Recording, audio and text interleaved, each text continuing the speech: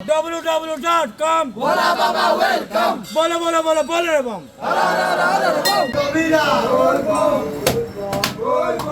आज हूँ श्रावण तृतीय सोमवार आउ तृतीय सोमवार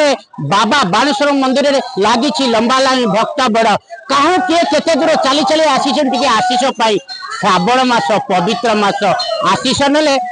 जहाँ मानसिक पूरण करते पूरण होता है। आसतु लंबा लाइन में भक्त मैंने अच्छा आस पचारि बुझा कौटू आसी कौटू बाबा आसी पालोडा केते वर्ष आसिलनी मैं 3 वर्ष होलानी आसलुनी कौन पाई आसी बाबा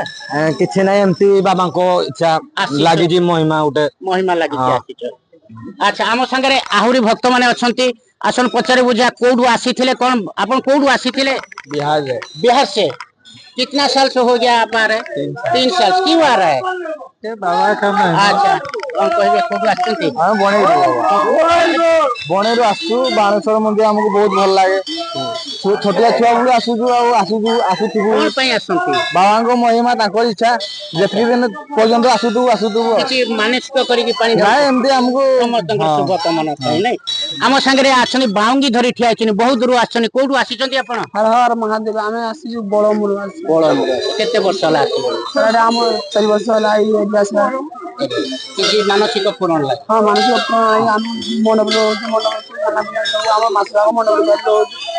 आपण देखुथिले काहू के केते दूर आसंती बाबांकर आशीष पई प्रति वर्ष श्रावण पूर्णिमा आशीष टिके नेले मन समस्त पूर्ण करते बणाई बाणेश्वर मंदिर रंजीत चौधरी ओटीवी।